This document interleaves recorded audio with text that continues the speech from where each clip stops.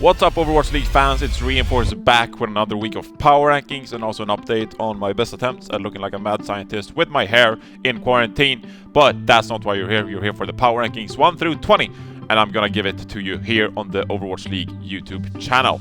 Starting off with my top 5, of course at number 5 we have the New York Excelsior. Haven't played in a while.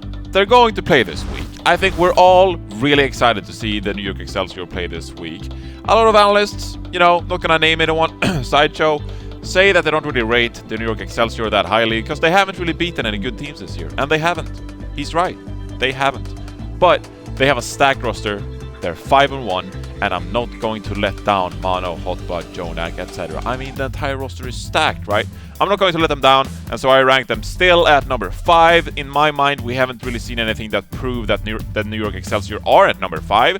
They have beaten a lot of bad teams, yes, and they do need to beat some good teams, yes. But we know that this is a really stacked roster, and it's hard to tell. We'll see after this upcoming week. Of course, you can't really rate a team when you haven't seen them for like almost a month now, so of course it's going to be hard to rank the New York Excelsior, but I still believe in the roster. I still think that they have some fire potential, and I do expect them to play quite well in the Asia region, actually. They're playing the Asian teams this weekend, so that's going to be really exciting. I do expect them to play pretty well, but who knows? Vancouver Titans fell flat. Maybe New York Excelsior falls flat. Who knows anymore? It's crazy out there. Anyway, New York Excelsior, number 5. Moving on, Atlanta Reign, number 4. And they got a bit of a boost after a convincing 3-0 victory this past week. We're moving up and down with a lot of teams this week. My power rankings is a bit all over the place, and I think it's about time that we really rate this Atlanta Reign roster. In my mind, they still have some things to prove because, again, it was a win against the Washington Justice.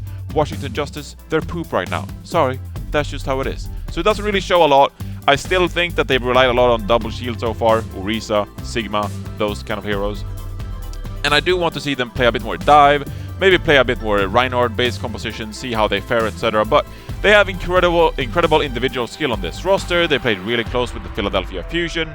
So I expect more great things from the Atlanta Reign. And with everyone a bit up and down, I think it's about time we give Atlanta Reign some credit for being number 4. So they're number 4. Could very well sink down to maybe like 7 or 8, but they're in that area, they're in that region. So, don't be too upset with me. Don't be too upset with me. They're a good team. They're a good team, okay? I think it was Space that said Atlanta Reign had the potential to be the dark horse to win the entire season. That's not enough for you. I don't know what to tell you. Viewers. Number 3, Seoul Dynasty, of course, didn't play, so not much else to it. But number 2, the Shanghai Dragons. They were super convincing this past week, again in the Chinese region. And last week it was a bit of a toss-up, Seoul Dynasty, Shanghai Dragons. Seoul Dynasty, Shanghai Dragons. Well, now we got Shanghai Dragons number 2 because they were so convincing this past week. And again, it's about time. Are they number 1?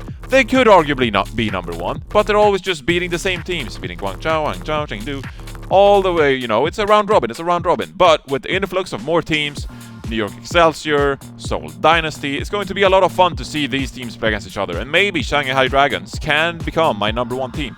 But as I've already leaked it. Philadelphia Fusion once again on top. I don't think it's a big surprise to anyone. Not tons of activity in the top over here, but after this upcoming weekend with great games coming up, I am sure that we'll see tons of movement in the top 5. So stay tuned for that. Stay tuned for next week. I like when you guys tune in weekly. That's very good. Moving on, let's talk about the Guangzhou Charge, because they are a team that's now number 8, and they've sort of moved up with all of the Chinese teams in that pack. Sideshow has been very bullish on the Chinese region for a while now. He's reviewed a lot of those games. You can go check that out if you want. And he has great points. Like, these are great teams, and I don't necessarily think they are that far behind the Western teams. So, again, these Chinese teams, they're moving up in a bit of a clump. And this week, they moved past the LA Gladiators at number 11. And part of that reason is because of Gladiators' struggle to deal with Valiant's Ashe composition last week. They didn't look that super convincing. I know the Gladiators is a great team. And a lot of Gladiators fans, they're going to be like, oh, well, why are we number 11 after being number 7 last week? Well, you lost one game, or you didn't. You actually won one game, 3-2, but it was a close one. And all the Chinese teams just moved past you. So essentially, it was just like one team. If we group up all the Chinese teams into one, essentially just one part moved above you Gladiators. So it's not a big shift. It's really not a big shift compared to last week. So don't be too upset with number 11. You're still sort of rated similarly. Just so happened that all the Chinese teams together moved above you. So anyway, let's talk about the Dallas Fuel for a second here, because they played a really close series with the San Francisco Shock, and everyone was really impressed with the Dallas Fuel. Everyone rates this team now.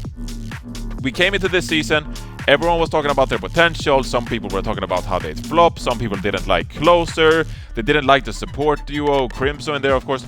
I mean, just a few weeks back, we had some people, not me, because I'm rational, say that they thought the Dallas Fuel had the worst support line in the league, along with Washington Justice. So, you know, I don't really know what to make of that. I think they were wrong, and I think the Dallas Fuel proved them wrong.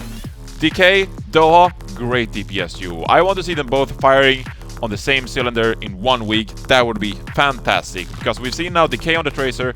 DK is so lethal on this Tracer. He's so good, and hit scan in general. And then you have Doha, plays the Doomfist, plays the Sombra, plays the May. If you get both of those firing on all cylinders at once, I mean, this is a very scary team. And Guangzhou and Note, I mean, they haven't really been slipping either, because a lot of people were like, well, Note's a Diva 1 trick. But then it wasn't a Diva 1 trick, because his Sigma was pretty good and up there with Troy Obin last week. So, I mean, what do you say to that?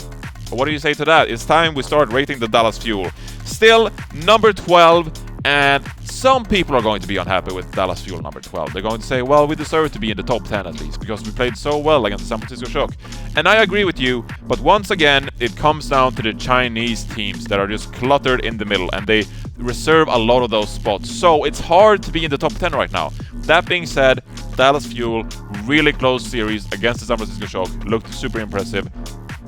If the Dallas Fuel can rack up, you know, a couple of more wins, they're on a great win streak already, but if the Dallas Fuel can rack up a couple of more wins, I am confident that they'll be in the top 10, maybe even next week. So stay tuned for that, Dallas fans. I know you might be a bit disappointed with this week's placing, but trust me, they are on the rise, and you will continue to climb as you put in great results. So stay tuned for that. Finally, the Florida Mayhem. Let's talk about this team. This is another team whose fan base are going to be out there and say, Reinforce, why did you only put Florida Mayhem at number 14 when we beat the Persiternal 3-0? I get it.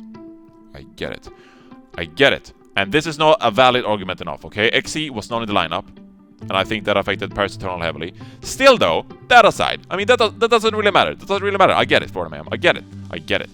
This is still a really good Persiternal team, and Florida Mayhem, you impressed everyone. Everyone is confident that now you're now a really good team. You can play multiple types of compositions. Yaki was insane on the Tracer, and then you have BQB, who could even play some Soldier.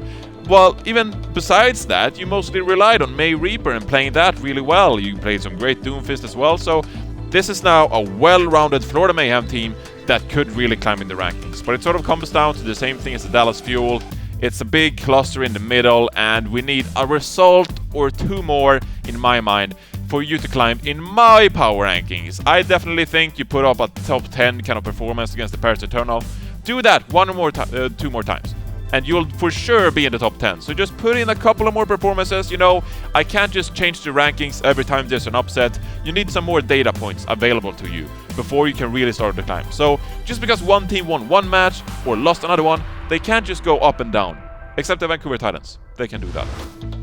All I'm saying is, Dallas fans, Florida fans, you've really impressed me. Great job this past week.